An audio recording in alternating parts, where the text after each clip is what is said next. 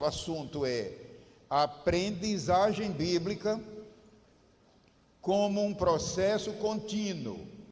Veja que eu não estou falando primeiramente de ensino, estou falando de aprendizagem, que é o inverso. Ensino é quando a atividade parte do professor para o aluno. O pedido que eu recebi da casa foi preparar estudo sobre o processo inverso, o aluno em relação ao professor. E, num certo sentido, todos nós, porque o professor que deixa de aprender, ele daqui a pouco fica totalmente vazio.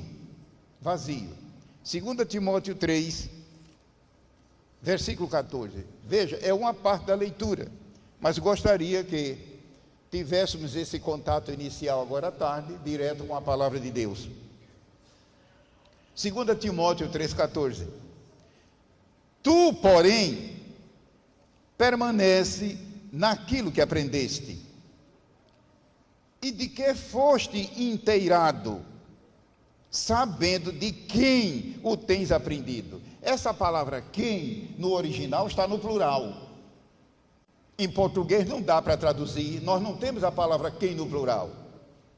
Aqui no auditório deve ter muitos irmãos que são profissionais e professores de português. Nós não temos plural para a palavra quem. Certamente Camões é culpado disso, não sei. Nós não temos. É uma lástima, mas no original é plural isso aqui. Eu creio que isso desperta o seu interesse por esse versículo. O apóstolo Paulo está dizendo para Timóteo que ele aprendeu a palavra de Deus, não foi só através dele o apóstolo Paulo. Se eu não disser isso, você vai pensar que isso aqui se refere só a Paulo. Deixa eu fazer mais uma vez a leitura. Tu, querendo dizer, ele se dirigindo a Timóteo, que era seu filho na fé. Tu, porém, permanece naquilo que aprendeste, sabendo e de que foste inteirado, sabendo de quem. Essa palavra quem, no original, é um plural.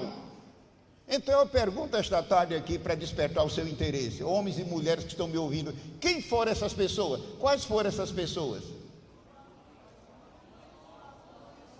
A Bíblia não diz, além de Paulo, quem foi. Mas você está vendo que Timóteo aprendeu muito da parte de Deus, não foi só através de Paulo. E isso certamente vai acabar com muita desculpa sua e minha.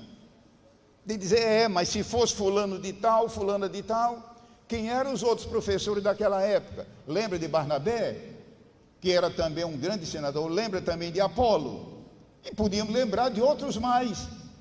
E veja a humildade do apóstolo São Paulo. Tem gente que sabe, só porque sabe tanto assim, ele acha que já sabe o universo inteiro.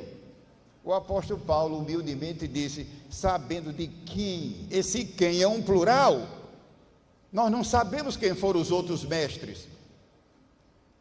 Nós é que pensamos, quais deles teriam sido? Teria sido Priscila, que era uma mulher também douta na Bíblia, Priscila. Seu marido não era tanto, mas ela era uma douta nas Escrituras. Teria sido Tíquico, que também foi um grande professor da época, Tíquico. E outros mais que a Bíblia menciona, sabendo de quem o tens aprendido. Ninguém sabe se aqui Paulo estava falando de sua mãe. A sua mãe foi uma mulher que criou Timóteo na fé. A sua avó, o pai não. Tudo indica que o pai de Timóteo certamente faleceu muito cedo, porque ele não aparece no cenário. Aparece sua mãe e sua avó. Não sei, a Bíblia diz de quem o tens aprendido. Então louvemos a Deus esta tarde por aqueles e aquelas que nos ensinaram a palavra de Deus. É uma das coisas que constantemente eu estou agradecendo a Deus, sabendo de quem. Eu pensei que citando isso pode despertar o seu interesse. Esse quem é um plural, que infelizmente na língua portuguesa não temos plural para quem. Temos plural para a palavra qual, quais, mas quem não temos a palavra quens. E aí alguém tem que explicar isso. A minha pergunta é, quais foram essas pessoas abençoadas? que nutriram Timóteo na fé. O final do versículo diz: sabendo de quem o tens aprendido, não é ouvido. Tem muita gente que ouve, mas não aprende. Você sabe que na igreja há irmãos e irmãs que, por razões que só Deus sabe, às vezes é frieza na fé, às vezes é imaturidade espiritual. Não toda igreja tem. Eu sou pastor de igreja e convivo com ovelhas que ouve, mas não aprende. Não, aqui o apóstolo disse: olha, Timóteo, tu aprendeste. Será que isso é verdade na sua vida e na minha? Que nós estamos sempre ouvindo, quem sabe, ouvindo. É claro, eu estou ouvindo a palavra de Deus, mas não aprendemos. Porque o aprendizado não tem nada primeiro a ver com guardar na memória do intelecto. Não, o aprendizado, quando é aprendizado no sentido real, implica uma mudança de vida. Então esse versículo eu estou lendo como parte da leitura que foi feita esta manhã. Então, meus queridos, o assunto deste seminário é a aprendizagem bíblica como um processo contínuo. Agora, antes de desenvolver o assunto e dar uma olhada na sua divisão, deixe-me adiantar um pensamento. O conhecimento bíblico não é o essencial. O essencial para o crente, para o obreiro, o essencial, prioritário, é depender da unção de Deus o tempo todo. De nada adianta você ter conhecimento fabuloso, o conhecimento não vai resolver, não vai fazer a obra de Deus. Não me entenda mal. Eu estou dizendo a unção do Espírito seguida de conhecimento, mas não o contrário.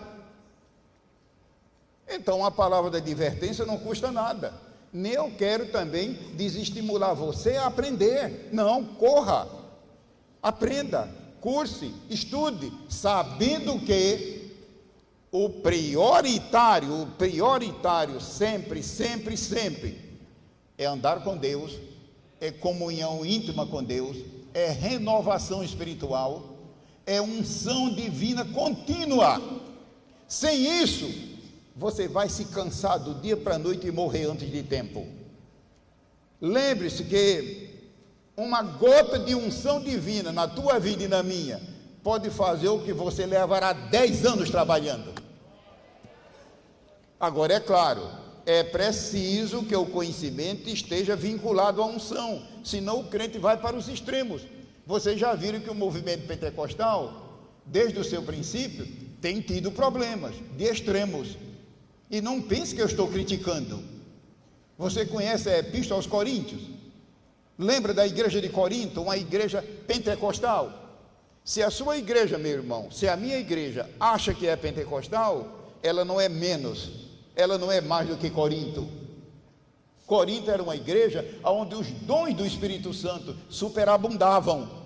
E outra coisa, o poder descia. Você já leu 1 Coríntios 14, o capítulo todo? Era algo celestial, extraordinário.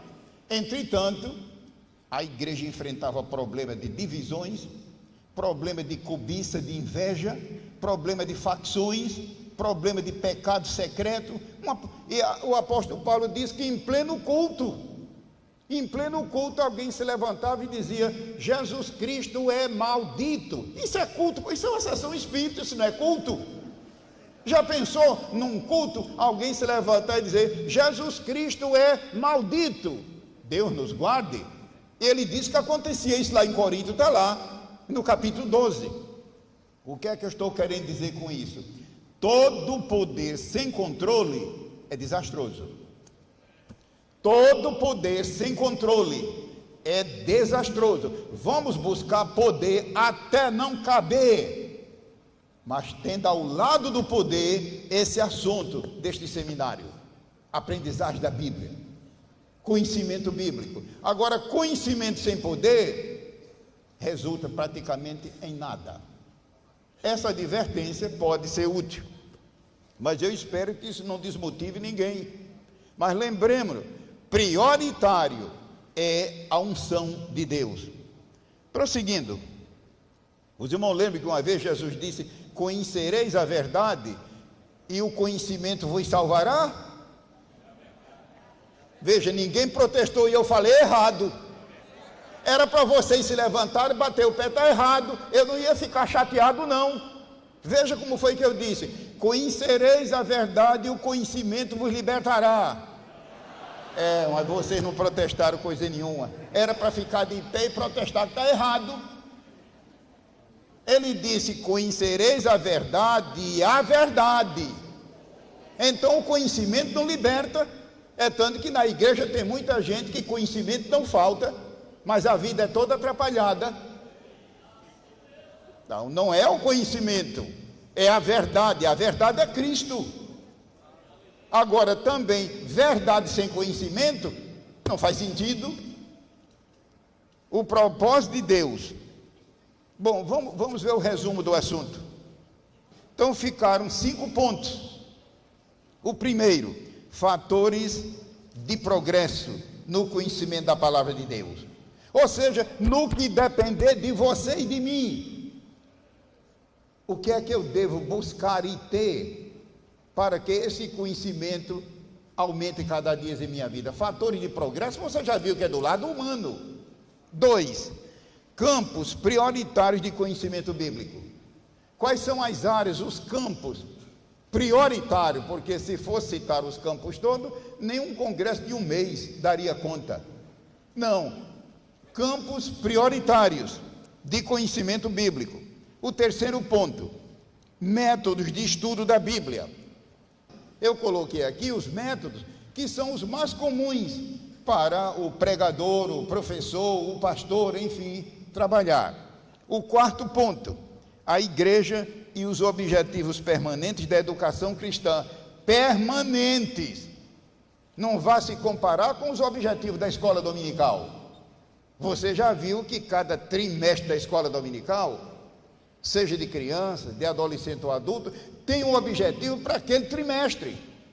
É verdade que, num certo sentido, são permanentes. Não, aqui eu não estou tratando de objetivos mensais, objetivos semanais, objetivos permanentes. Então, eu estou falando bem lento, para você não confundir com objetivos provisórios, que não deixam de ser legítimos, mas objetivos permanentes. E veja o quinto ponto, que é a leitura anual da Bíblia. Porque a leitura anual da Bíblia deve ser e é a alavanca que leva o aluno para o estudo. Estudar sem ler a Bíblia é incoerente, mas uma boa leitura, abençoada por Deus, tem despertado muita gente para concluir que leitura não basta. Leitura significa passar uma vista de olhos, como quem lê um livro qualquer, como quem lê um jornal. Estudar não. Estudar requer organização. Estudar requer ferramenta de estudo. Estudar requer métodos. Se alguém esta tarde me diz: irmão Gilberto, eu sou um estudante da Bíblia, e se eu perguntar: que métodos o irmão usa? Métodos? E a gente fica sem jeito de saber que tipo de estudo é esse. Então são 5 pontos. Vamos então para o primeiro. O propósito de Deus para o crente é que este que já conhece a verdade divina para a sua salvação, prossiga fiel e assiduamente para o alvo da obtenção de um amplo conhecimento dela, a palavra de Deus. Eu coloquei Provérbios 9:9 e 2 Timóteo 2:4. Vamos rapidamente, pelo menos, fazer a leitura bíblica. Provérbios 9:9 é um texto muito apreciado por escolas bíblicas, seminários e etc., reuniões de obreiros, de modo que é praticamente uma tradição que a igreja tem de utilizar esse texto como tema, e maravilhoso. 9:9, dá instrução ao sábio. Então, se uma pessoa é sábia, para que mais instrução? Mas é o que Deus diz: dá instrução ao sábio, e ele se fará mais sábio. Ensina ao justo, e ele crescerá em entendimento. Nós não vamos aqui agora parar para pequena abordagem, por causa do tempo, mas é uma riqueza esse versículo. Ele fornece campo para longas meditações. 2 Timóteo 2 e versículo 4. O irmão sabe que a Bíblia ela é tão miraculosa, a Bíblia é tão gloriosa, que basta a simples leitura para nos abençoar. A simples leitura. 2 Timóteo 2,4, eu estou sugerindo que quem tiver Almeida revisada, atualizada, a tradução lá está mais fiel.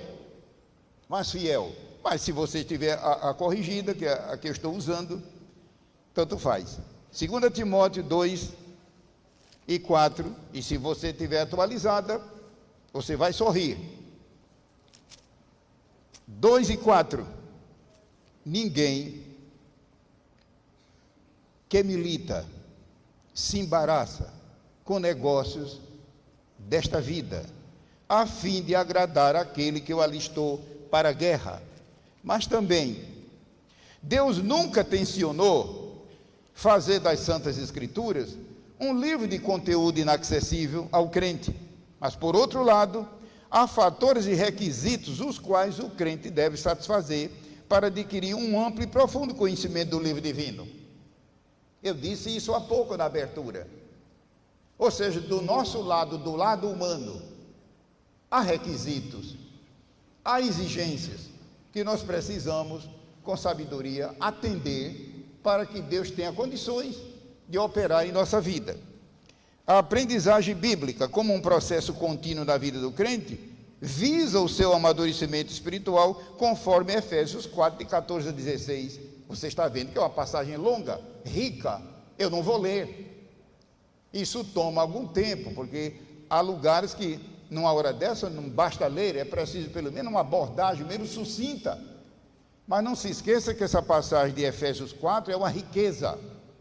Eu tomei apenas os versículos 14 a 16, e trata disso, que para um crente amadurecer espiritualmente e desenvolver-se, ele terá que, do lado dele, cumprir certos requisitos. Vejamos alguns desses fatores de progresso no conhecimento do Santo Livro de Deus. Senão alguém dirá, por que é que fulano de tal, por que é que o evangelista Billy Graham, não sei quem, F.B. Meyer, e não sei quem mais, ele tornou-se a pessoa que é. Pergunta a ele, ou a ela, como é que chegou àquele ponto? Foram horas e centenas de horas, e dias, e anos, e meses, orando, jejuando, buscando, compilando, anotando, enfim, buscando a Deus, pedindo iluminação, enfim. Ou seja, o conhecimento bíblico não acontece na vida do crente como se fosse uma explosão, um estouro. Não. Há do lado humano pré-requisitos. É isso que eu estou colocando aqui. Eu suponho, quando fui convidado para esse assunto, que muitos irmãos sairão daqui do congresso com isso aqui em mente e, quem sabe, vão se desenvolver ainda mais. Essa mesma matéria eu coloquei no manual da escola dominical, não como está aqui. Quem conhece o manual há de se lembrar, mas aqui não é exatamente cópia, é apenas parte do material. Quais são esses fatores? Letra A operação livre e desimpedida do Espírito Santo na vida do crente. Observe que eu coloquei várias referências. Quando você for fazer o seu estudo individual, leia essas referências. E você vai ver que eu amarrei, que eu compilei, que eu organizei meu raciocínio baseado na palavra de Deus. A operação livre e desimpedida do Espírito Santo na vida do crente. E o Espírito Santo, na vida de muitos crentes, ele fica impedido de agir, devido a tanta rebeldia, devido ao crente menosprezar o Espírito Santo, desprezar o Espírito Santo, desprezar. Ele acha que o batismo com o Espírito Santo tanto faz como tanto fez e perde a bênção. Enfim, menosprezar, desprezar, resistir, entristecer o Espírito Santo. Ele fica simplesmente inibido para agir. O Espírito Santo é muito sensível. E lembre-se que na igreja que eu digo, a igreja de Deus, hoje a palavra igreja está tão deturpada, que se eu não acrescentar um epíteto, Você não sabe o que é que eu estou dizendo. Já houve tempo que quando se dizia igreja, entre nós evangélicos, nós saberíamos logo que significa um conjunto de homens e mulheres remidos pelo sangue de Cristo, novas criaturas, nascidos de novo e que esperam a volta de Jesus. Hoje não. Eu viajava há algum tempo aqui pelo interior do Brasil e eu participei de uma cena que não esqueci até hoje. Eu estava viajando no interior do Brasil para pegar um voo em Brasília e tive que sair daquela cidade de madrugada. Era 3 e pouco da manhã, era uma distância longa, mas quando nos aproximamos mais ou menos de uns 170 quilômetros de Brasília, o pastor que dirigiu o carro para mim disse: irmão Gilberto, o irmão gosta de documentar as coisas, há uma igreja aqui próximo daqui que talvez fosse o seu interesse ver. Que igreja é, irmão? Ele disse: bom, eu vou deixar a surpresa. E aquilo foi até bom, porque evitou da gente ficar com sonolência, eu e ele, era madrugada. Bom, eu disse: mas isso não vai comprometer a hora do aeroporto? Ele disse: não, nós vamos apenas perder uns 8 quilômetros. Conferimos os relógios e daria para chegar a Brasília sem problema. Bom, veja a minha surpresa. O sol estava raiando e eu até tirei os óculos para ver direitinho. Eu coloquei os óculos porque eu praticamente não estava crendo no que estava vendo. E veja a minha surpresa quando saí fora do carro com ele, o sol já estava de fora e lá em cima um prédio de alvenaria, meus irmãos, não era nada de barraco não, é coisa feita por engenheiro. Lá estava a placa dizendo Igreja Evangélica Pentecostal. Foi isso que me deu repúdio, usar o nome sagrado pentecostal. Igreja Evangélica Pentecostal Poleiro dos Anjos. Poleiro, você sabe o que é poleiro? Lugar onde as galinhas sujam, lugar onde as galinhas dormem. Você está vendo, quer dizer, brincar com coisa séria significa que deve ser mais um maníaco fora do manicômio, mais um louco solto nas ruas. E hoje tem dado obreiros por aí afora com esse nome de obreiro, fazendo esse tipo de coisa. Igreja evangélica, e veja que vergonha, pentecostal. Eu digo isso porque certamente aqui no auditório esta tarde, quem sabe se a maior parte dos irmãos aqui não são do movimento pentecostal, e é uma vergonha. Igreja Evangélica Pentecostal Poleiro. Eu saí dali com a ideia repulsiva, repugnante. Então estou dizendo aqui que a operação livre e desimpedida do Espírito Santo da minha vida é uma porta aberta para o Espírito Santo ministrar conhecimento. Isso é real em sua vida e na minha? Ou nós estamos então resistindo à palavra, resistindo à doutrina, resistindo aos impulsos do Espírito Santo, e sabemos que a coisa é contra a sua vontade, mas fazemos? A Bíblia chama isso de tentar a Deus, que muita gente acha difícil de entender o que é tentar. Tentar a Deus significa provocá-lo. Imagine que horror, provocar a Deus, como quem diz: eu vou pecar até ver onde Deus suporta. Meu irmão, isso é ultra perigoso e pode terminar num desastre espiritual violento. Pode acontecer da pessoa se tornar uma pessoa reprobar quanto à fé. Então, esse é um dos fatores do Espírito Santo me comunicar conhecimento e sabedoria, ele ter liberdade ampla em nossa vida. Letra B, não esqueça das referências que eu coloquei.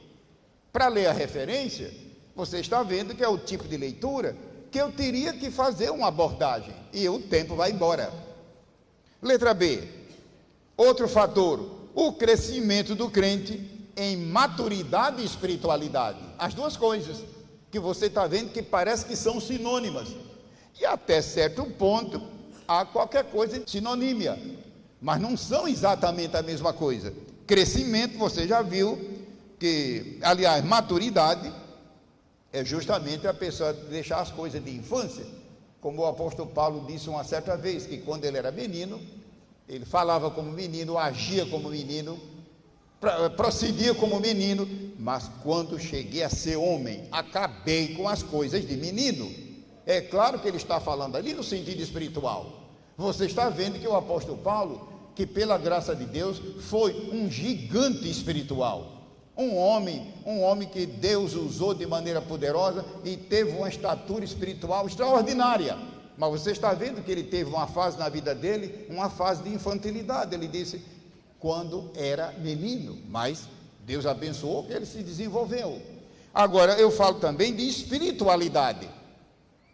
O que eu chamo aqui de espiritualidade, não se esqueça, é o crente continuamente ser cheio do Espírito Santo. Cheio do Espírito Santo. Espiritualidade que eu chamo aqui é derivado de Espírito Santo, porque às vezes nós achamos que espiritualidade é somente a pessoa gritar muito e pular muito e etc.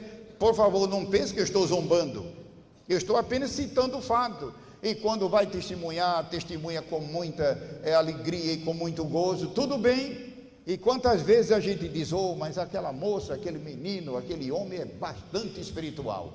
Meu irmão, quando a Bíblia fala em espiritual, como diz lá em Gálatas 6, vós que sois espirituais, lembre-se que ao pé da letra ela dizendo, vós que sois cheios do Espírito Santo. Então, crescimento do crente em maturidade e espiritualidade é outro requisito para ele comunicar-nos mais conhecimento e sabedoria. E coloquei referências. Veja o terceiro caso. Ou seja, fatores de progresso do crente no conhecimento das Escrituras. Porque muita gente pensa que o conhecimento das Escrituras é uma coisa automática, ou seja, a pessoa acordou, dormiu, quando acordou, disse, olha, acordei sabendo tudo. É claro que isso é conto de fadas, é igual a história da lâmpada de Aladim, ou das 1001 noites, não tem nada a ver com a verdade, é ficção. Letra C, a oração constante do crente por conhecimento da Bíblia. E eu coloquei referências, e como eu acho que é uma ingratidão com a Bíblia, deixar de ler pelo menos uma referência, eu vou ler, pelo menos uma, mas a oração constante. Então, meu irmão, você que é professor de escola dominical, lida com a escola dominical, ou outra área de ensino da igreja, o congresso é voltado para a escola dominical, porque é congresso de escola, mas é claro que nós estamos dirigindo a todos os homens e mulheres aqui que têm vínculos com o ensino da doutrina, o ensino da palavra na casa de Deus. A oração constante, porque um crente dessa maneira, ele pode ser tentado a dizer, bom, Deus já tem, pela graça de Deus, algum conhecimento, não é preciso tanta oração, não é preciso tanta vigília, não é preciso tanto jejum, é preciso sim, porque orar significa você depender de Deus. E os irmãos já notou que orar no sentido que eu estou dizendo não é fácil? Orar no sentido habitual, orar quando a pessoa acorda, orar quando a pessoa vai dormir, orar na hora da refeição, orar quando vai viajar. Você já viu que é um tipo de oração que a gente sabe até de cor. Não, eu não estou falando desse tipo de oração, que é valiosa sim, mas oração, daquela oração que é criada, produzida, gerada pelo Espírito Santo dentro de nós.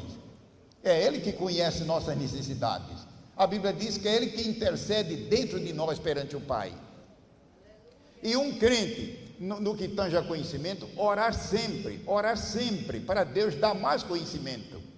Então, vamos tomar pelo menos uma referência. Salmo 119, que os irmãos sabem que o Salmo todo é uma elegia, o Salmo todo é um cântico, é uma súplica a Deus em forma elégica.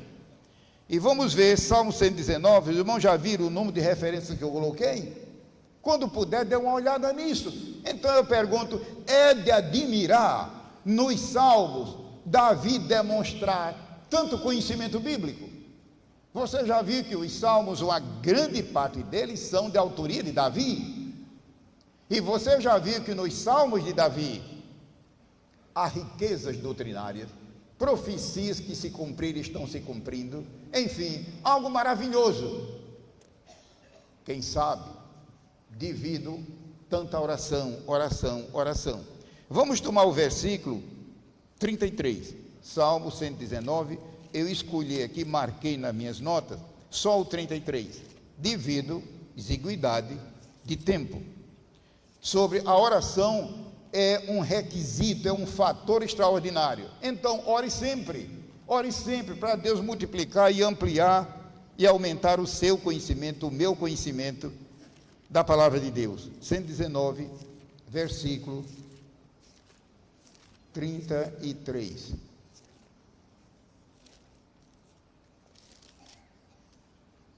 O 33 diz assim: ensina-me, ó Senhor. Irmão, está vendo que é uma oração? Ensina-me, ó Senhor, o caminho dos teus estatutos.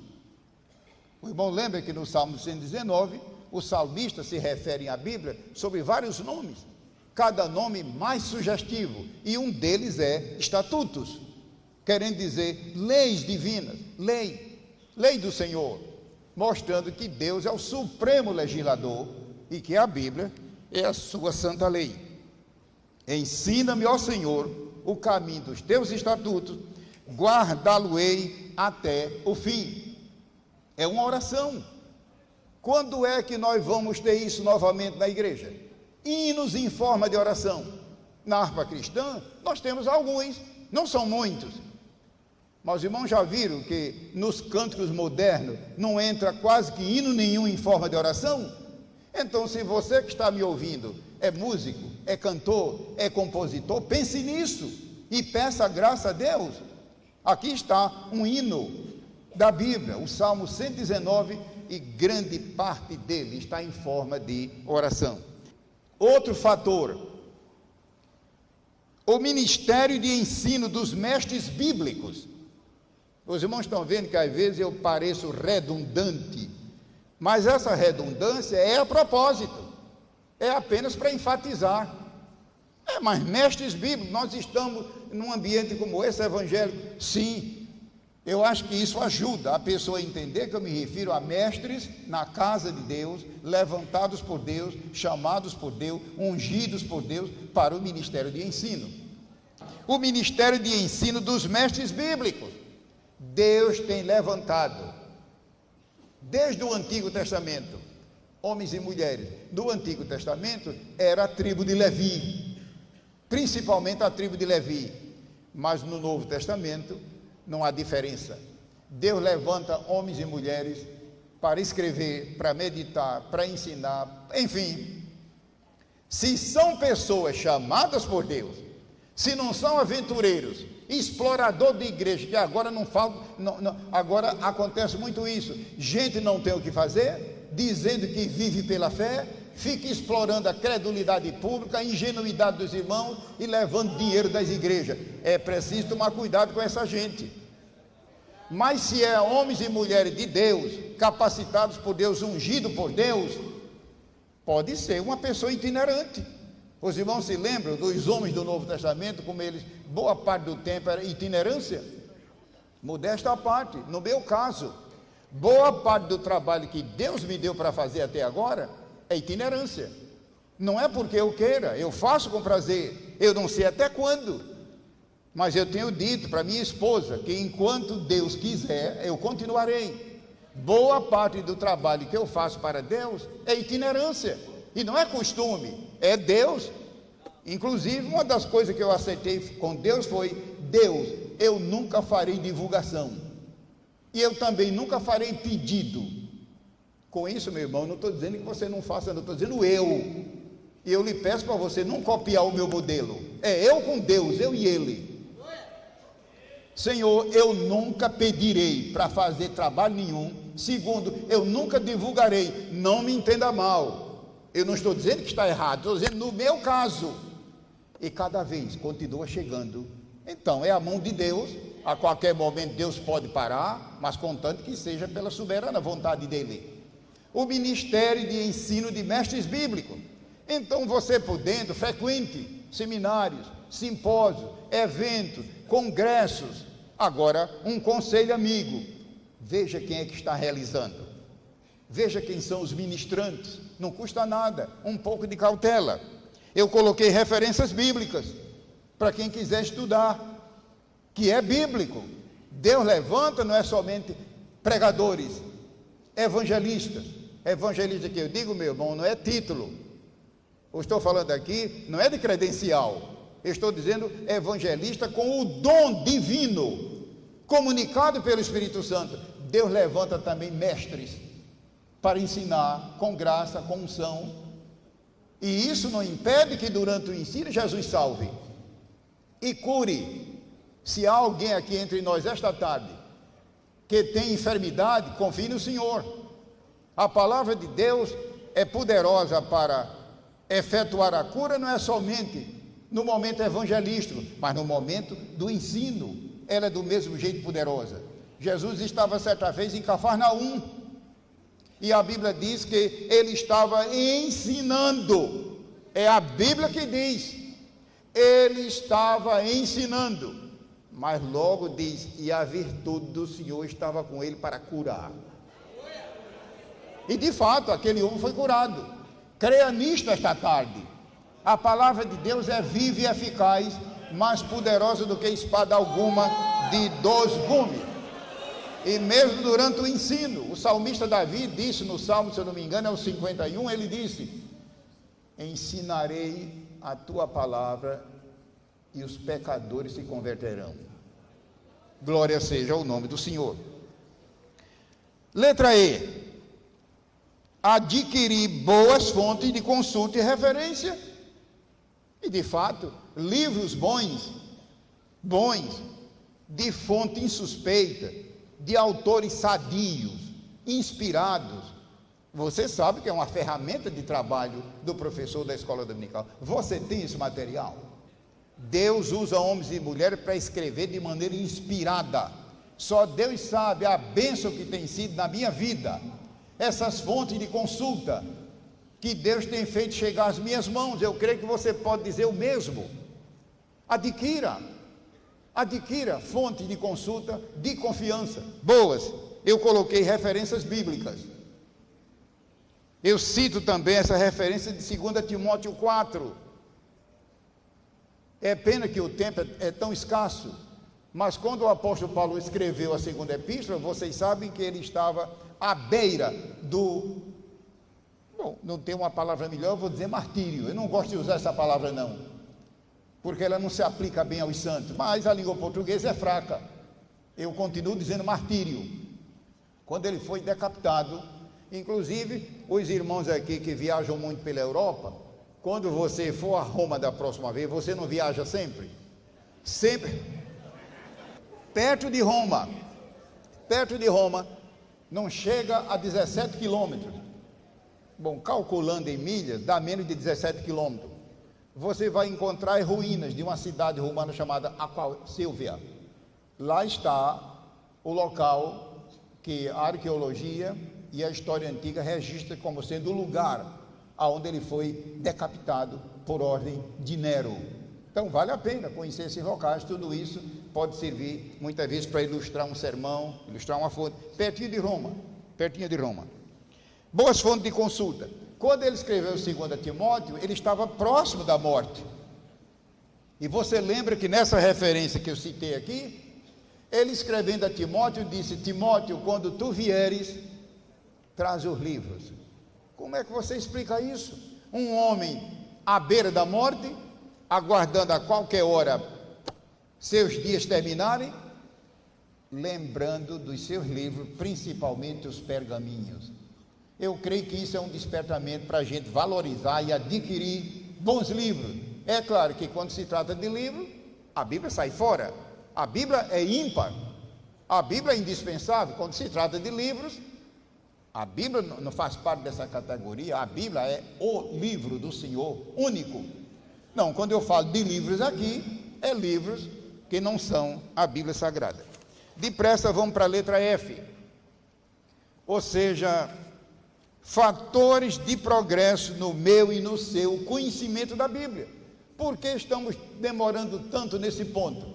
Meu irmão, minha irmã, qual é a matéria-prima? Eu estou usando uma palavra técnica. A matéria-prima que a gente usa na escola dominical. O livro por excelência é a Bíblia. Não vai me dizer que é outra coisa. Não vai me dizer que você perde tempo no ensino da palavra de Deus, com filosofias humanas ou coisa parecida. Não, deve ser a palavra de Deus. Como adquirir esse conhecimento?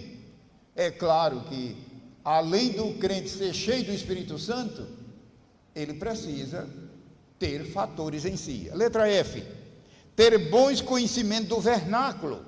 Vernáculo, como vocês sabem, significa a minha língua pátria, a língua que eu falo, a língua materna. No nosso caso, a língua portuguesa.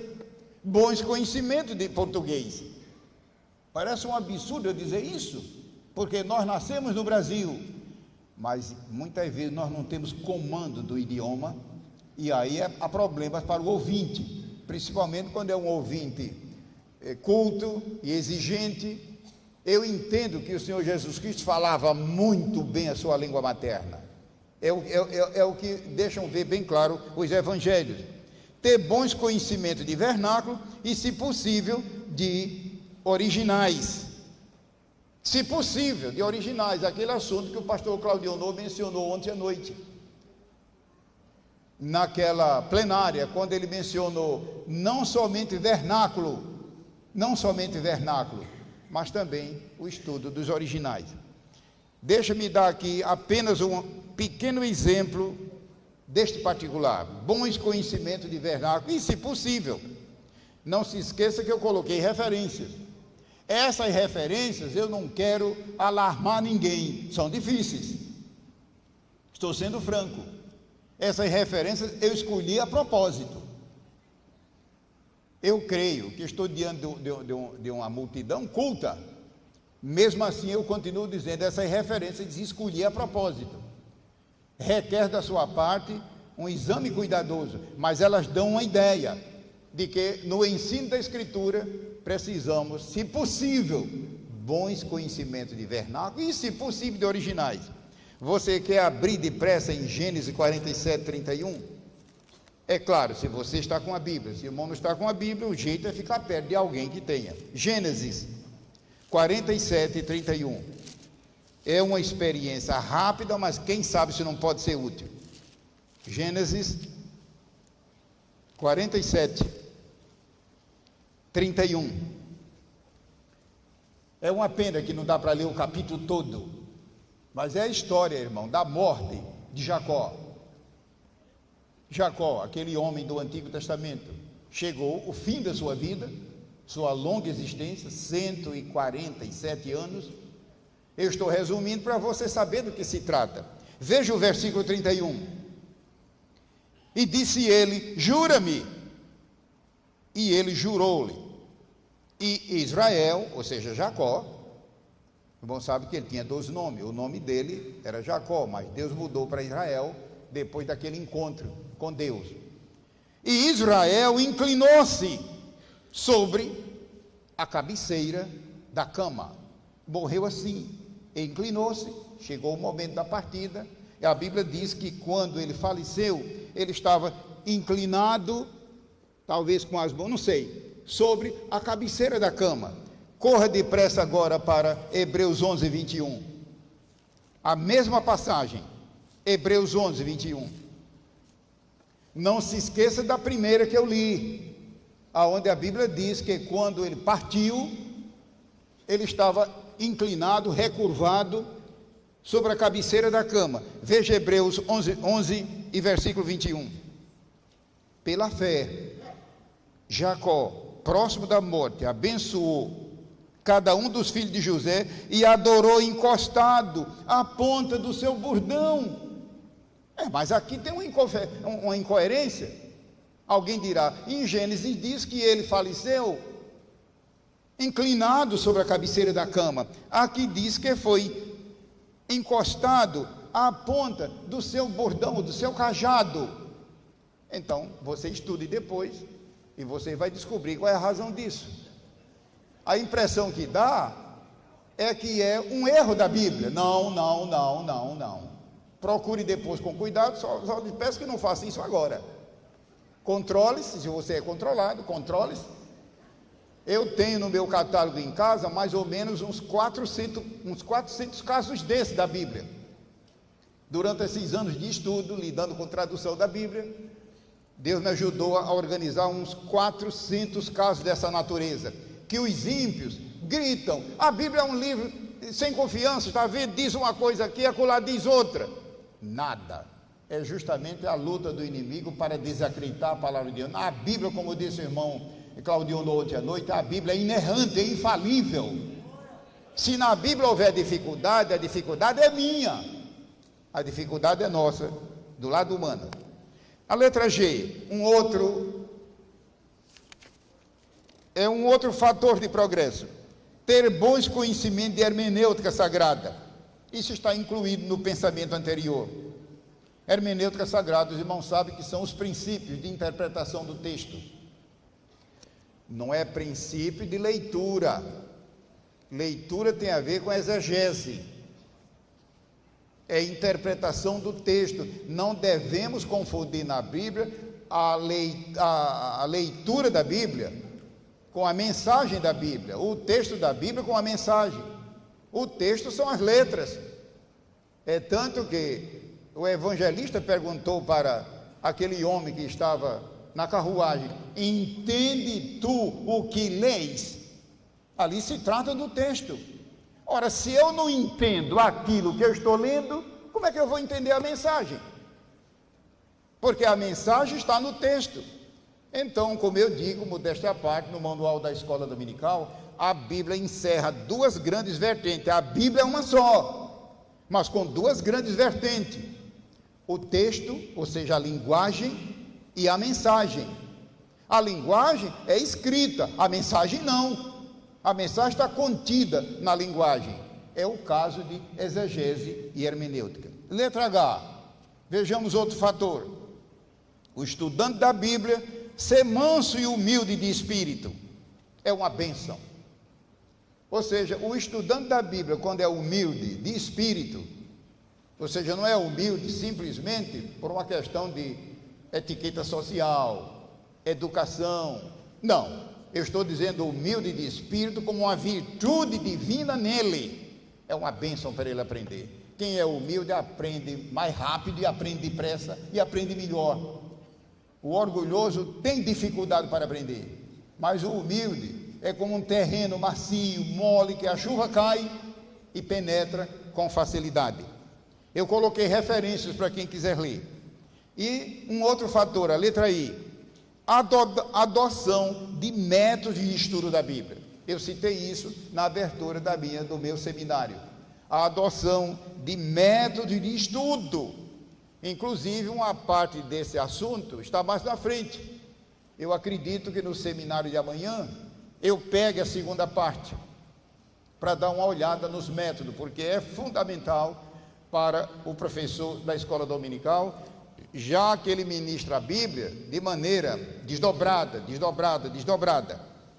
Adoção de métodos, a começar pelo método sintético.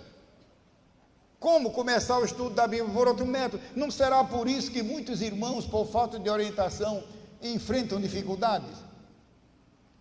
O método sintético você já viu, como eu digo aqui: estudar primeiro o conteúdo geral de cada livro, ou um assunto da Bíblia, e depois partir para os pormenores. Mas às vezes, por falta de maturidade, nós queremos fazer o inverso: estudar primeiro os detalhes, análise, os detalhes.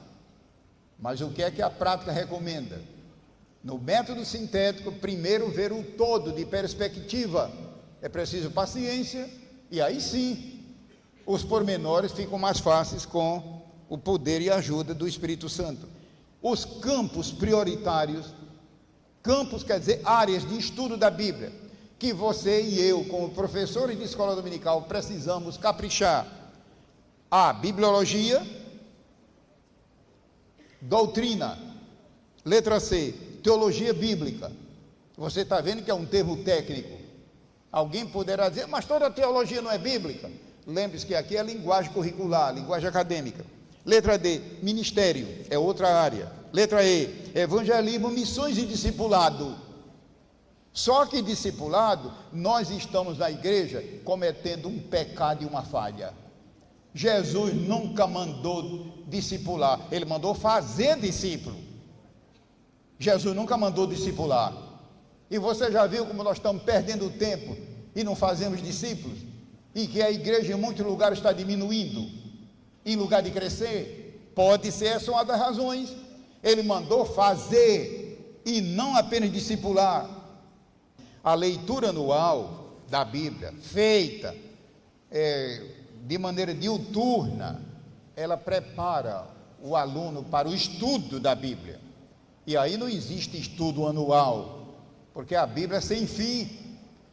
Mesmo o pastor mais culto, mais veterano, mais experiente, a mulher cristã mais sábia, mais experiente, mais veterana, todos nós, que queiramos ou não, somos sempre alunos. Nessa condição, nós poderemos estar abrindo caminho para um aprendizado maior, comunicado pelo Espírito Santo em nossas vidas. A aprendizagem bíblica como um processo contínuo, ontem, hoje, amanhã, até que Jesus volte. A aprendizagem bíblica, a aprendizagem da Bíblia, um processo contínuo. Ou seja, mesmo que você seja o maior expoente da Bíblia, aqui ou fora daqui, não importa. Que Deus nos conceda graça, humildade para sempre aprender, para ser uma bênção ainda maior. Como eu fiz ontem, eu vou ler também introdutoriamente um versículo da Bíblia. Se você está com o exemplar da Palavra de Deus, eu vou abrir em 2 Timóteo, não vou comentar, é apenas um contato direto com a Bíblia, já que o assunto é a aprendizagem bíblica como um processo contínuo. Eu acho que seria uma ingratidão para com a Bíblia não começar lendo pelo menos um versículo. 2 Timóteo, segunda epístola a Timóteo. A palavra epístola é muito interessante, irmão. Quando você puder, estude a origem dessa palavra, o étimo dela, vale a pena. Você sabe o que é o étimo? É a fonte original da palavra. De onde surgiu a palavra epístola? Que nós usamos em português a palavra carta, mas não chega nem perto do sentido. E então eu admiro a versão corrigida que continua usando a palavra epístola. E isso eu digo para despertar interesse, despertar atenção. 2 Timóteo, segunda epístola, capítulo 1.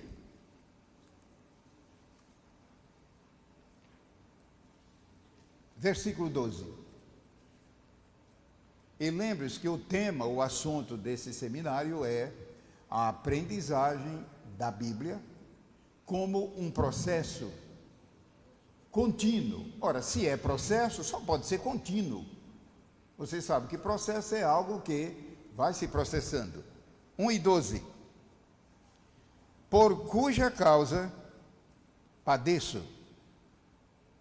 Por cuja causa padeço também isto, mas não me envergonho, porque eu sei em quem tenho crido. Antes de concluir a leitura, deixe-me fazer uma pausa aqui.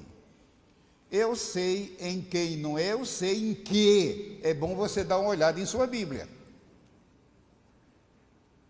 Que nós estamos tão acostumados com esse versículo que não paramos para meditar. Veja, aqui não diz eu sei em que.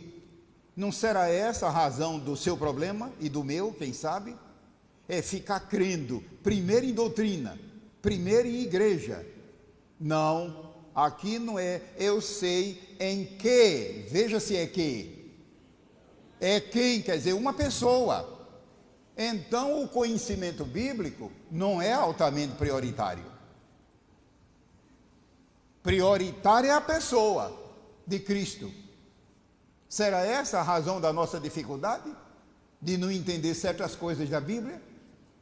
É aceitar o texto, compreender o texto, livros, enfim, conhecimento, sabedoria. Por favor, não me entenda mal. Eu não estou dizendo que você não curse, não estude. O que eu estou dizendo é que a Bíblia não diz eu sei em que. Pode olhar o texto. Eu sei em quem Ou seja, em primeiro lugar, a pessoa divina, o Pai, o Filho e o Espírito Santo, conhecimento dele, não é conhecimento acerca dele. A Bíblia fala conhecimento de Cristo. Provera Deus que houvesse tempo agora de tomar uns 3 versículos para ler essa expressão, conhecimento de Cristo. Não é conhecimento acerca de Cristo, é conhecimento de. E isso só é possível em comunhão com Ele. A pessoa todo dia, todo instante, em comunhão com Ele, pela oração, pelo louvor, pela submissão, pela adoração, enfim, Ele se revela.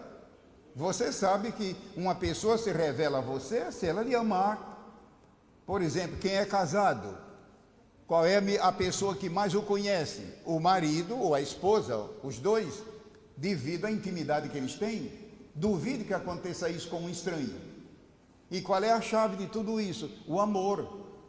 Então a Bíblia nos diz, eu sei em que. Será essa a razão das suas dificuldades na parte de conhecimento? Mas cada teólogo, cada professor diz uma coisa. Eu vou no dicionário, explico uma coisa, vou no manual, diz outra. Eu acredito que esse problema diminua, minimize, se nós levarmos isto aqui a sério. Ou seja, meu primeiro interesse, meu primeiro cuidado é primeiro andar com Ele, junto a Ele, em comunhão com Ele, vivendo com Ele, consagração a Ele, obediência, submissão, renovação espiritual. A Bíblia não diz, eu sei em que. Em que significa um sistema, conhecimento, doutrinas inclusive. Então, não é primeiramente eu me aprofundar em doutrina. Veja, parece um absurdo o que eu estou dizendo, mas eu continuo dizendo baseado na Bíblia. Se a Bíblia dissesse, eu sei em que tenho crido, tudo bem, mas ela diz em quem. Então, trata-se primeiro de um relacionamento pessoal com Jesus Cristo, um relacionamento de vida. Como ele disse, eu sou a videira verdadeira, vós os ramos. Se você tirar a casca de uma árvore, eu espero que você não faça isso, o Ibama vai lhe prender. Mas se você tirar a casca de uma árvore e essa árvore tiver galho, veja se tem separação entre o galho e o tronco. Não tem costura, não tem cicatriz. Ou seja, o ramo é parte do tronco. Existe isso espiritualmente entre nós e Cristo? Não há nenhuma linha divisória? Isto aí é conhecimento de Cristo e não apenas acerca de Cristo. Deixa eu terminar a leitura. Eu sei em quem tenho crido e estou certo de que é poderoso para guardar o meu depósito até aquele dia. É um versículo introdutório sobre este assunto.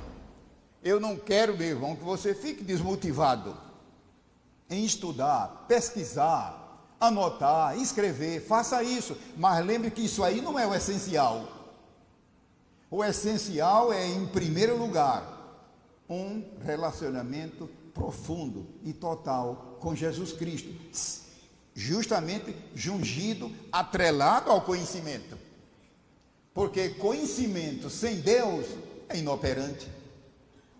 É o terceiro ponto do seminário, métodos de estudo da Bíblia. Meus irmãos, quando eu digo métodos de estudo, eu estou também querendo dizer métodos de aprendizagem. Métodos de aprendizagem. O estudo bíblico sério, diuturno, profundo e eficaz, envolve certas condições de trabalho. Será que é isso que está dificultando o meu avanço na obtenção de conhecimento da palavra de Deus? Condições de trabalho. A sala onde eu estudo é barulhenta, o telefone toca a todo instante, crianças correm para lá e para cá. Como é que é o seu ambiente de estudo? Eu estou dizendo temporário. Isso influi, porque o lado divino, Deus faz de maneira maravilhosa.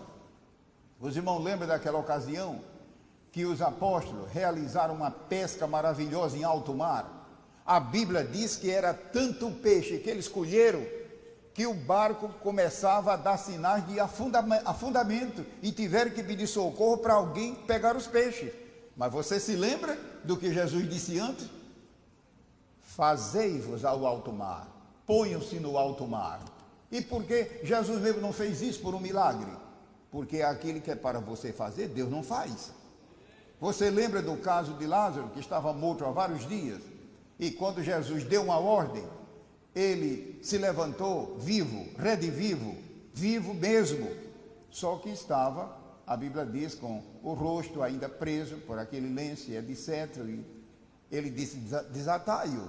Por que Jesus não desatou? Ele poderia, na hora que deu o brado, fazer tudo. O que é que ele está querendo dizer com isso? O que é para você fazer, é claro que Deus não fará. Deus não fará.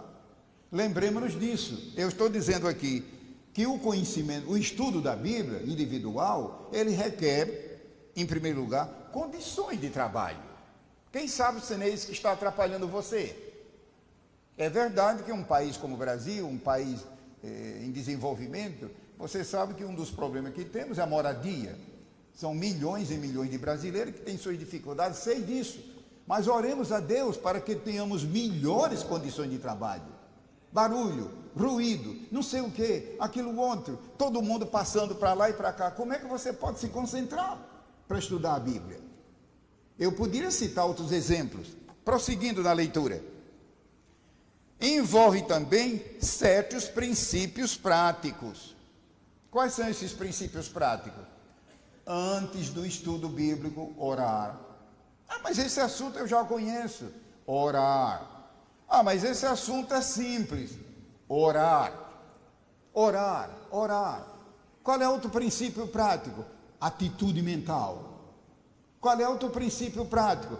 Eu me aproximar da Bíblia sem ideias preconcebidas. Ora, se eu vou estudar a Bíblia já com minhas ideias formadas, o que é que Deus pode acrescentar? Nada, eu já tenho minhas ideias. A chamada autoteologia. Os irmãos se recordam daquele caso que eu citei ontem, quando 2 discípulos viajavam para aquela cidade e Jesus se apresentou e eles não reconheceram. E a Bíblia diz, no final da história, que abriu-lhes o entendimento. Quem teria fechado? Uma coisa só pode ser aberta se estiver fechada. A Bíblia diz, Jesus abriu-lhes o entendimento para eles entenderem. Então, um dos princípios práticos é eu e você nos aproximar do assunto com a mente totalmente livre de ideias preconcebidas. Se eu vou para a Bíblia já com minhas ideias formadas, o que é que Deus vai acrescentar? Eu estou querendo dizer para Deus que eu não preciso dele? Não, eu devo me aproximar da Bíblia, além da oração, além da adoração a Deus, sem qualquer ideia minha preconcebida. Mas eu cito também nesse primeiro parágrafo uma terceira coisa, e também certas atitudes espirituais. Se a pessoa está revoltada, branca, a capa toda branca. Quando eu mostrei a Bíblia para ela, ela disse, o senhor não tem uma Bíblia de capa preta, não? Eu disse, não, mas eu estou dando de capa branca em consideração a você, porque branco é a cor da pureza. Ela disse nada. Aí, coitada, ela perdeu outra vez o controle e disse tudo que era ela. Ela tinha descido ao submundo do crime. Crime que eu digo no sentido moral. Coitada, ela tinha descido ao submundo e cometido todo tipo de pecados conhecidos. Então, se o senhor tiver uma capa de... Eu não mereço uma Bíblia de capa branca. Eu mereço, eu digo, não, eu não acredito. Você é uma pessoa também, porque Jesus morreu, e Ele ama você como ama qualquer outro ser humano. E eu disse aquilo sempre orando em espírito. Ela voltou do degrau, entrou outra vez na sala, e eu preocupado com o relógio, por causa do aeroporto. E eu disse para ela, então, enquanto eu não puder atendê-la, tome este livro aqui e pedi para ela ler a Epístola aos Filipenses, que num caso como esse é um livro extraordinário para quem está em crise. Filipenses, os irmãos sabem que é um livrinho pequeno, mas é uma maravilha do céu. Eu disse, é esse livro aqui. Eu julguei que o senhor ia dar uma receita, eu digo, não, é isso aqui. Valendo, isso eu disse para ela, olhando dentro dos olhos dela. Lê este livro, eu vou ficar orando por você e marcamos a consulta. Bom, voltei de Belo Horizonte, eu estou encurtando, é uma história longa. Foi uma conferência na PUC. Os irmãos estão vendo como as coisas estão acontecendo. Antigamente eles convidavam pessoas não crentes, mas o desespero chegou ao ponto de convidar ministros do Evangelho. Graças a Deus por isso. Chegando o dia da consulta, ela veio contente, o semblante já mudado, e disse para mim, eu perguntei, você leu o livro que eu recomendei? Ela disse, li. Agora, o senhor não tem outro livro para me indicar? Eu digo, tenho, mas eu quero que você leia este aqui. Ela disse, li todo. E você fez como eu mandei, de lê-lo várias vezes? Li, mas eu gostei tanto que terminei lendo o outro. Eu digo, errou. Aí eu gritei com ela, errou. Porque eu estava usando de um princípio dela guardar e memorizar, porque o irmão sabe que a palavra de Deus é miraculosa. Ela disse, o livro, ele me cativou tanto que eu não suportei e leio. Eu digo, você errou. Errei como? Devia ler só aquele, mas aquele eu já conheço de memória, pois aí é que eu queria chegar dizendo comigo. E resultado, encurtando toda a história, ela se converteu depois, poder da palavra de Deus. E vão ver como o livro é divino, o livro é um reflexo de fato do seu autor. Eu estou dizendo aqui, com oração, e muitas vezes, foi nisso aqui que eu me lembrei dela, quando ela disse, mas eu já li não sei quantas vezes, o livrinho é tamanho de nada, e eu então não resisti, li outros livros. Eu digo, errou, você devia ter lido só esse, mas eu já sei de qual. E eu lá dentro dizendo, mas era isso que eu queria, que ela aprendesse de qual livro, né? De Filipenses, e surtiu efeito. Então, o método sintético, você pratica, meu irmão, esse livro, no estudo da Bíblia. Veja o segundo, o método chamado analítico. É o inverso do sintético. Então, não preciso praticamente explicar nada. Significa eu me deter primeiro com minúcias, detalhes. Estou dizendo aqui que é o estudo minucioso de capítulos, de versículos, de frase dentro do versículo. Há versículos que são um verdadeiro universo. Capítulos isolados, versículos isolados, frases dentro do próprio versículo, e veja só, e palavras isoladas da Bíblia. Palavras isoladas da Bíblia. Isto é o método analítico. Você tem praticado esse método. Imagine uma vida como de hoje, agitada, em que você tem que dar conta de muita coisa, mas orando a Deus é possível. Deus é poderoso, e eu não vou dizer que você tenha menos tempo do que eu, mas com graça, com sabedoria, Deus me concede a oportunidade de continuar estudando sua palavra. O estudante sempre apressado não progride aqui, e coloquei referências bíblicas. Então não se esqueça, o método sintético é bem diferente do analítico, é o inverso. Não se deve utilizar o método analítico sem primeiro trabalhar com o sintético. Já que não lemos a Bíblia até agora, a não ser aquele primeiro versículo, vamos ler pelo menos uma passagem. Os irmãos sabem que é praticamente um meio de ingratidão, e eu fico sem jeito mesmo de prosseguir. Se o campo não fosse Bíblia, tudo bem, mas tanto as minhas plenárias como os seminários são em torno da Bíblia. E imagine falar e não ler a Bíblia. Não devemos fazer isso. Vamos tomar Lucas 4:40 para ter um caso, uma ideia de método analítico. Note bem, irmão, não é um estudo do assunto, é apenas uma abordagem para dar uma ideia de método analítico. 4:40. Todo mundo sabe que é a cura que Jesus efetuou na sogra de Pedro, que a Bíblia não cita seu nome. Ora, levantando-se Jesus da sinagoga, entrou em casa de Simão, e a sogra de Simão estava enferma com muita febre. Imagine quando a Bíblia diz muita. Que febre tremenda não seria essa? E você lembra que o escritor desse livro era médico, São Lucas.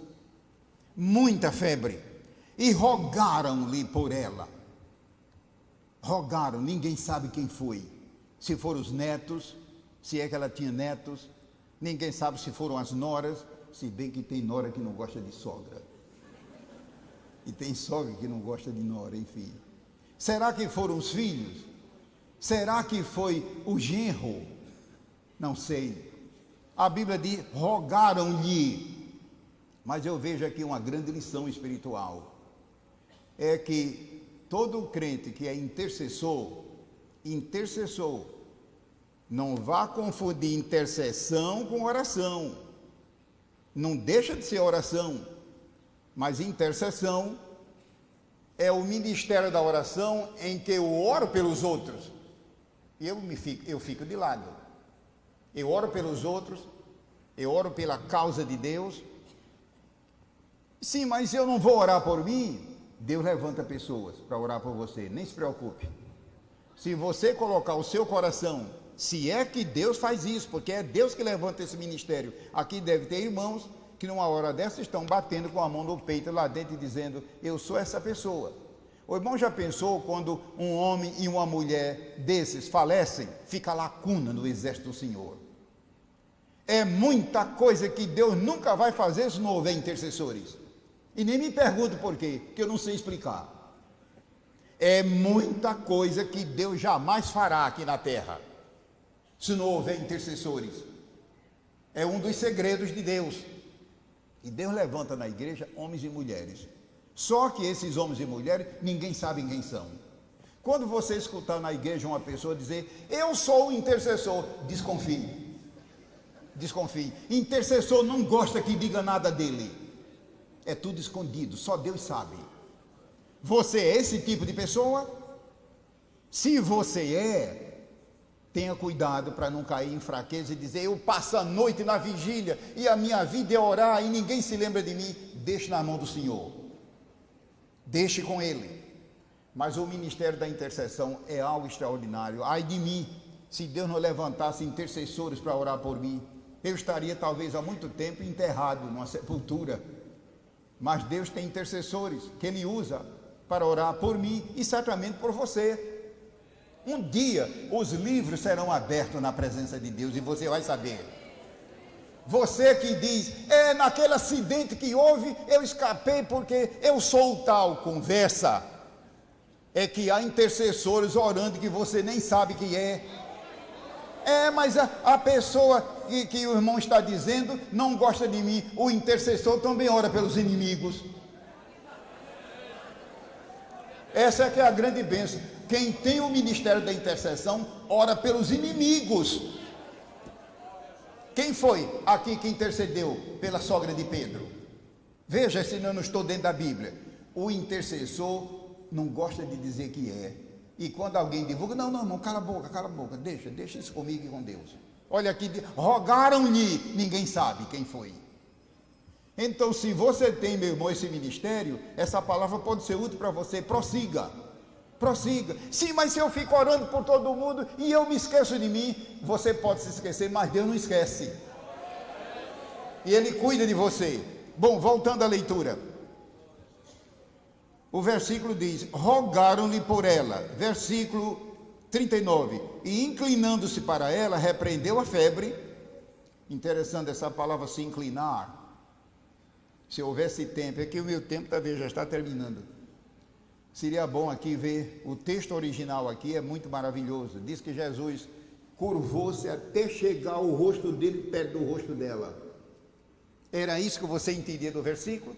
A Bíblia de Almeida diz inclinando-se. Inclinando-se pode ser assim, mas o texto como está no original é que Jesus é tão compassivo, é tão amoroso, enfim, que ele curvou-se até chegar pertinho dela. Eu não sei se é porque ela estava com muita febre e talvez estava delirando. Eu espero que você já não tenha enfrentado febre de 40, 41, 42, que arrasa com a pessoa. Ele inclinou-se para ela, diz aqui, e repreendeu a febre, e esta a deixou. E ela, levantando-se, logo servia-os. E agora vem o versículo 40, que é o que estou procurando, para dar uma ideia de análise. Veja o versículo 40. E ao pôr do sol, todos os que tinham enfermos de várias doenças, lhes traziam, e pondo as mãos sobre cada um deles, os curava. Porque é o pôr do sol. Veja, alguém pode pegar o texto e julgar que esta frase é uma frase extra, caiu de paraquedas. Nunca diga isso. Só na síntese, duvido que você descubra. Mas se você for fazer análise, por que é que a Bíblia diz, e ao pôr do sol? Por que é que não trouxeram esses enfermos antes? Gente, o dia todo, o dia claro, era hora de trazer as camas com os enfermos. Não, só ao pôr do sol. Por quê? Estude isso para você descobrir. É análise. E leva tempo. Leva tempo. Por favor, não tente dar resposta aqui não, que você não vai conseguir. Mesmo com todo respeito por você e sua cultura bíblica. Leva análise do texto. Por que só ao pôr do sol levar os enfermos? Voltemos às notas. Em que consiste o método indutivo? Aqui deve ter irmãos que estudam filosofia. Não vá misturar indução com a filosofia. Eu estou trazendo o assunto para o campo da bibliologia. Há uma certa semelhança. Eu digo isso porque aqui deve ter irmãos que são formados em filosofia. Ah, já sei o que é método indutivo. Não é bem o que a filosofia ensina, não. A filosofia é ciência humana. Em que consiste o indutivo? É você ler uma passagem da Bíblia, doutrinária, ou profética, ou histórica, ou evangélica. A Bíblia tem uma variedade imensa de gêneros de leitura. E depois que você lê, e ora, e medita, e enfim, e repete, e reflete, e medita, você extrai pensamentos, verdades, ensinos para a sua vida, para a sua classe, para as suas mensagens. Esse é o indutivo. Ou seja, primeiro a Bíblia induz em mim. Esse método não é difícil empregar. E o dedutivo? É o contrário. É eu, mesmo como crente, como pastor, já tenho minhas ideias preconcebidas, ideias boas que eu digo, e vou para a Bíblia encontrar apoio para essas ideias. Você poderá querer amaldiçoar esse método, não faça isso.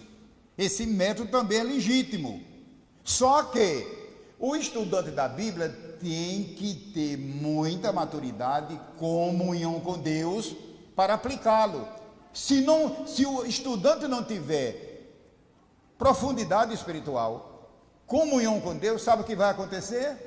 É ele misturar ideias deles com as de Deus e cair numa salada tremenda, e isso resulta em violentar as doutrinas, em dilacerar, mutilar a palavra de Deus, e você sabe que isso tem acontecido através dos tempos e muito mais hoje, nos dias atuais. Qual é uma das causas? Mas isso é coisa do diabo, sim, não há dúvida, mas uma das razões é usar o método dedutivo sem a pessoa ter atribuição para isso. O método dedutivo, digamos um estudante de teologia, que pega manuais de teologia é o estudo acerca de Deus, mas feito pelos homens.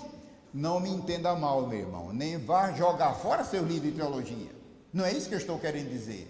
Eu também gosto da teologia, mas o que é teologia no sentido geral? É o estudo acerca de Deus feito pelo homem. Às vezes sim, às vezes não, com base na Bíblia. Não vá se confundir com teologia bíblica, que é o estudo da Bíblia através da Bíblia. Resultado, se o estudante não tiver lastro, se ele não tiver substrato, o que vai acontecer? É ele plasmar na sua mente ideia daqueles teólogos e ir para a Bíblia já com preconceito, com a ideia formada. Conclusão, ele vai misturar conceitos seus com os da Bíblia, e isso dá uma confusão muito grande. Agora, não vá desacreditar esse método. E o que é preciso para utilizá-lo? É o estudante ter maturidade, comunhão com Deus, enfim. Mas não é um método condenável. Estamos aqui apenas advertindo. Temático. Esse método é um dos mais utilizados, inclusive professores de escola dominical.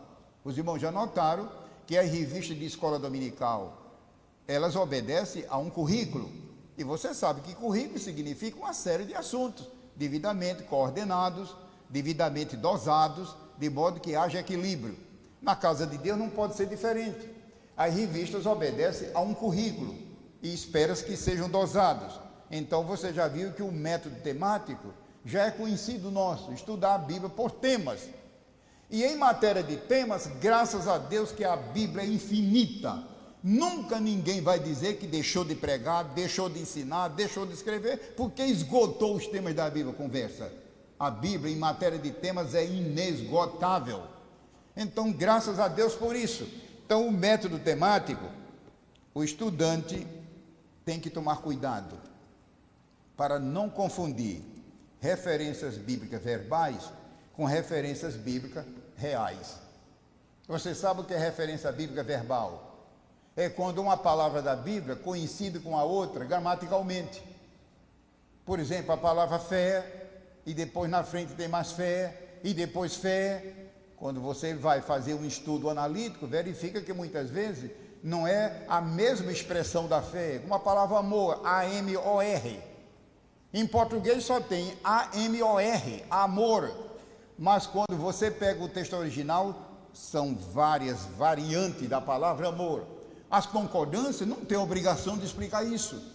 Então, um estudante da Bíblia precisa tomar cuidado com referências reais, que também são chamadas de mentais ou ideais. O que é uma referência real? Mesmo que a palavra não seja o texto idêntico, sinônimo, literal, mas o sentido é. E as outras não, as outras são apenas verbais. Qual é um livro que ajuda muito nesse método além da Bíblia?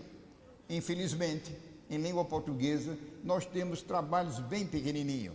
A Casa Publicadora está iniciando os primeiros passos para publicar em português uma concordância temática da Bíblia. Ore. Você que é parte da causa de Deus, ore. Concordância temática. Acho que você nunca ouviu falar. Nós não temos em língua portuguesa. Nós temos sim, obrinhas assim, pequenas. Eu não vou citar o nome que você deve ter. Mas é coisa assim de 60 páginas, 160 páginas, não concordância que eu digo exaustiva. Ah, mas eu tenho uma. Talvez você tenha concordância verbal, que a SBB publica, outras editoras publicam. Não, eu estou chamando concordância temática da Bíblia. É a Bíblia de A a Z, a base de temas, mas as referências são referências escolhidas por exegeta. De modo que as referências não são apenas verbais, são referências reais, que você pode, de fato, confiar nelas, segundo a direção que Deus lhe der. O método temático é fabuloso. Eu creio que você já está usando e essas informações podem ser úteis. Ore nesse sentido pela Casa Publicadora. Nós estamos envolvidos nesse projeto, concordância temática da Bíblia. A Bíblia de Estudo Pentecostal tem um pouquinho de nada disso, porque você sabe que a Bíblia de Estudo, ela tem que ser publicada num formato que dê para conduzir na mão para o culto. Muita gente tem reclamado, porque é que a Bíblia de Estudo Pentecostal não é maior, mas meu irmão, se fosse maior o volume, não dava para levar para o culto, ficava difícil manipular. Então ela foi feita pensando nesses padrões. Veja a letra F. Eu devo tomar mais alguns minutos e encerrar. E vai ficar o ponto número 4, mas deixamos nas mãos do Senhor, que é a igreja e os objetivos permanentes da educação. Eu disse ontem para os irmãos que não vá se confundir com objetivos provisórios, objetivos temporários, objetivo trimestral. Qual é o objetivo desse trimestre? Qual é o tema do ano de 2007? Não. Quais são os objetivos permanentes da educação cristã? Eu espero que você estude em casa. E o ponto número 5, que é leitura anual da Bíblia. Eu vou dar uma olhadinha rápida na letra F, que é o método de estudo comparativo. Tem a ver com paralelismos bíblicos. O irmão já pensou como é interessante e edificante? Paralelismos bíblicos quanto a referências, quanto a versículos quanto a capítulos, quanto a trechos, antropônimos, que significa nome de pessoas, que são idênticos, e topônimos, que são nome de locais, nome de lugares. E eu queria concluir despertando o interesse dos irmãos para algumas referências bíblicas. Pode ver que eu não coloquei referências. Se você estiver com lápis ou papel e quiser anotar algumas, é tudo relâmpago. Mas nós vamos ter um pouco de pausa daqui para a noite. E veja depressa Lucas 4,19. Quando eu digo depressa, eu acho que isso seria errado dizer isso, mas os irmãos são adultos na fé e não vão levar uma impressão do congresso que é tudo relâmpago, é tudo correndo, mas é uma tentativa de aproveitar o tempo ao máximo. Veja Lucas 4,19. Um sermão que Jesus pregou em Nazaré. Quando chega no versículo 19, ele diz que ele veio para... Se você está com a Bíblia, deu tempo de encontrar? Aprego a liberdade aos cativos, dar vista aos cegos, pôr em liberdade os oprimidos e anunciar o ano aceitável do Senhor. E diz aqui que ele fechou o livro. Pode ver o versículo 20. Quando você pega a referência máter lá em Isaías, está incompleta. A minha pergunta é por quê? Estudo comparativo. Você captou o que eu disse? Jesus, quando chegou em ano aceitável do Senhor, que eram 2 anos, lembra na lei mosaica? Era o ano sabático e o ano chamado do jubileu. Quando ele chegou em ano aceitável, parou. Leia depois a referência de Isaías, que deu origem a esta daqui. É uma referência mais longa. E por que é que Jesus interrompeu aqui? Não me responda agora, mas o estudo comparativo é fabuloso aqui. E nos leva muitas vezes a dar glória a Deus, devido à sublimidade com que o Espírito Santo organizou este livro. Veja um segundo caso. Veja Mateus 4,7. Os irmãos estão notando que eu não estou explicando nada, estou citando referências de casos de estudo bíblico comparativo. No caso aqui é referências bíblicas. Veja Mateus 4,7. A irmã Iracema me disse que eram 3 minutos, eu acho que ainda estou dentro do tempo. Mateus 4,7. Vocês se recordam que aqui foi quando se deu a tentação de Jesus por Satanás? Lá no monte, perto de Jericó. Quando você for a Israel, você pode lá de Jericó ver o chamado Monte da Quarentena. Versículo 7 diz: disse-lhe Jesus, também está escrito, não tentarás o Senhor teu Deus. O versículo está incompleto, por quê? Leia depois o versículo lá em Deuteronômio. Jesus aqui citou a Bíblia. Está incompleto, por que ele não citou o versículo todo? Você já parou alguma vez para ver isso? Se você nunca fez isso, então você faz pregação incompleta. E quem sabe se você não pode fazer uma pregação, um artigo mais completo pensando nisso. Jesus, quando chegou aqui no versículo 7, diz, não tentarás o Senhor teu Deus, ponto. No original, ponto, não tem mais, porque ele interrompeu. Só o estudo comparativo vai mostrar para você por quê.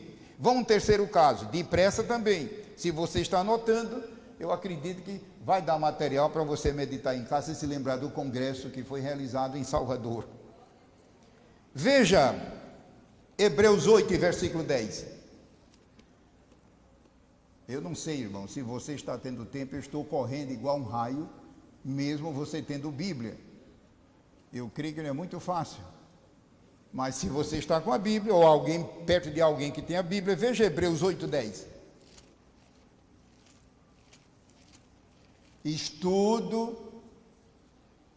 Método de estudo comparativo.